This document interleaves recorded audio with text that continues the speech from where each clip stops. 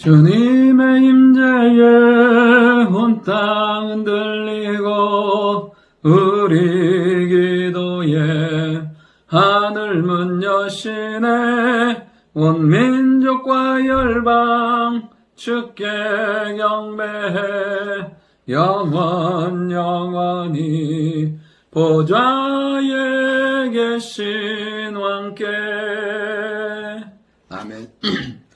하나님 말씀 사도행전 26장 8절부터 23절까지의 말씀입니다. 벨릭스에게 구류되고 2년의 시간이 지납니다. 베스도로 바뀌고 이제 아그리빠와 버니게 앞에 선 사도 바울입니다.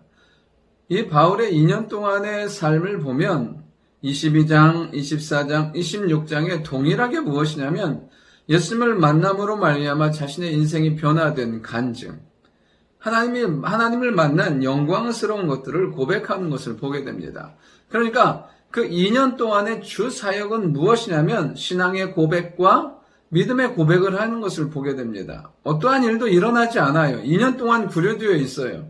중요한 건 뭐냐면 그때에도 끊임없이 바울은 믿음의 고백, 신앙의 고백을 하며 산다는 것입니다. 그 고백이 나를 살리고 그 고백이 다른 사람을 살리고 그 고백이 공동체를 살리고 세운다는 사실입니다. 오늘 첫 번째로 뭐냐면 그 동일하게 바울의 고백인데, 그러니까 회심전 뭐냐면 믿음은 의지와 지식으로 주어지지 않는다는 거예요. 그러니까 8절에 보면 당신들은 하나님이 죽은 사람을 살리심을 어찌하여 못 믿을 것으로 여기나이까 하면서 나도 그랬다고 얘기해요. 나도 예수 믿는 사람들을 죽이고 핍박하는 것이 맞다고 생각했다.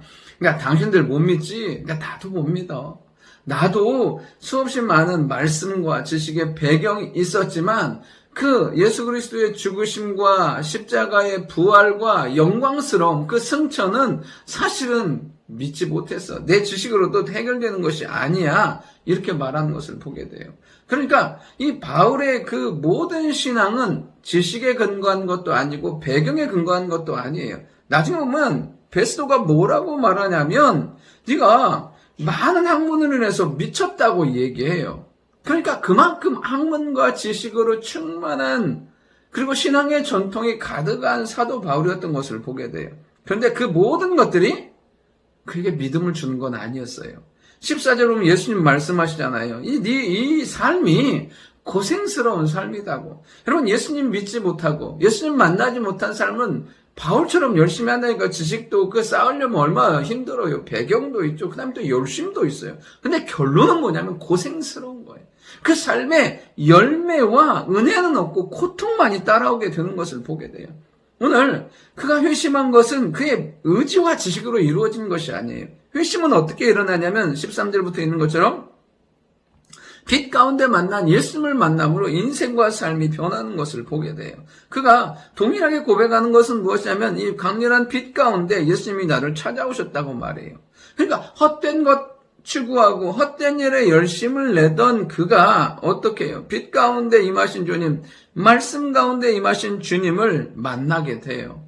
바울이 묻잖아요. 누구시냐고. 난 네가 박해하는 핍박하는 예수라고. 그러면서 주님은 그의 삶을 이렇게 말씀하세요. 뭐냐면 16절에 보면 내가 내게 나타낸 것은 곧 내가 나를 본 일과 장차 내가 내게 나타낼 일에 너로 종과 증인을 삼으려 함이니. 그러니까 예수님은 이렇게 주께서 나타나시고 그에게 사명과 은혜를 주셔서 주의 종, 주의 증인으로 하기 위해서 그를 부르셨다고 말씀하고 계세요. 여러분, 우리의 인생과 삶 가운데 예수님을 만나면 분명하게 뭐가 생기냐면 삶의 목적이 생기고 어둠에서 빠져나오는 빛이 생기고 사단의 권세에서 노임받는 하나님의 자녀의 삶이 생기고 하나님의 자녀의 삶을 사는 사람들에게 주시는 기업, 충만한 은혜가 나타나게 된다는 사실입니다. 여러분, 예수님을 만났을 뿐인데 모든 게 바뀌는 거예요. 모든 게. 그러니까 예수님으로 인해서 우리의 인생은 이제부터 가치가 있어지고 의미가 있어지고 능력이 있어지고 열매 있는 삶을 살게 되는 것을 보게 됩니다. 바울이 이 예수님을 만남으로 자기의 전 인생의 변화가 전환점을 이루는 것을 보게 돼요.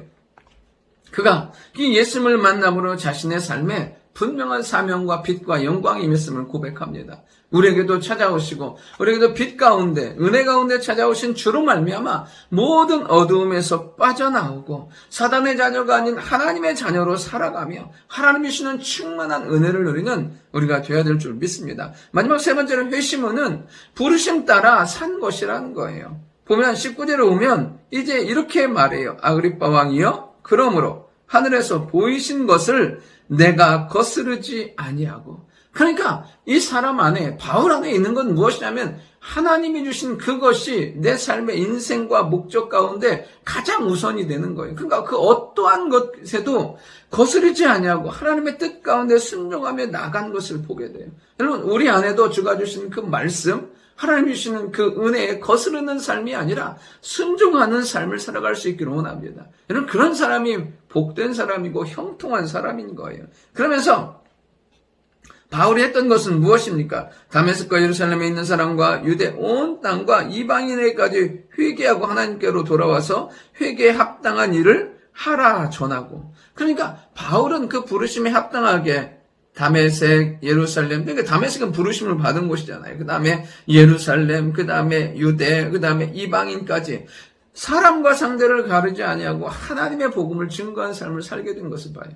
그러니까 부르심이 무엇인지 알고 그것을 위해서 달려간 것이죠. 우리 하나님께서, 우리 주님께서는 그렇게 살아갈 때 하나님은 놀라운 은혜로, 능력으로 그 삶을 도우시고 인도하셨다는 사실이에요.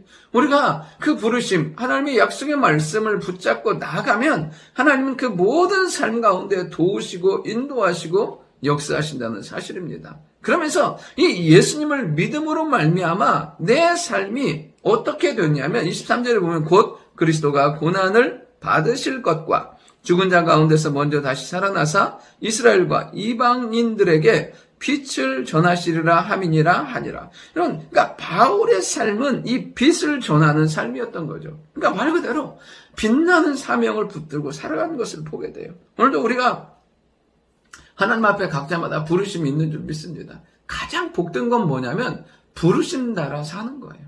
부르심 따라 순종하며 나아갈 때 하나님은 그 삶을 복되게 만들어 주십니다. 오늘 바울이 회심 전 그리고 회심과 회심 후의 삶에 대해서 고백하고 있습니다. 우리의 인생에도 이런 변화와 열매가 있는 삶이 될 수 있기를 원합니다. 좋으신 아버지 하나님, 믿음은 지식과 이성으로 되는 것이 아니라 주를 만남으로 변화되고 주가 주시는 믿음으로 말미암아 구원받고 새로워지는 줄 믿습니다. 날마다 우리의 삶 가운데 임하시는 그 주로 말미암아 우리 안에 회복과 구원과 영광의 역사가 있게 하시고 무엇보다 부르심 따라 순종하며 살아가는, 그렇게 살아갈 때 일하시고 역사하시는 주님을 경험하는 저희들 모두가 되게 주여 인도하여 주옵소서. 감사드리며 살아계신 예수님의 이름으로 기도드립니다. 아멘.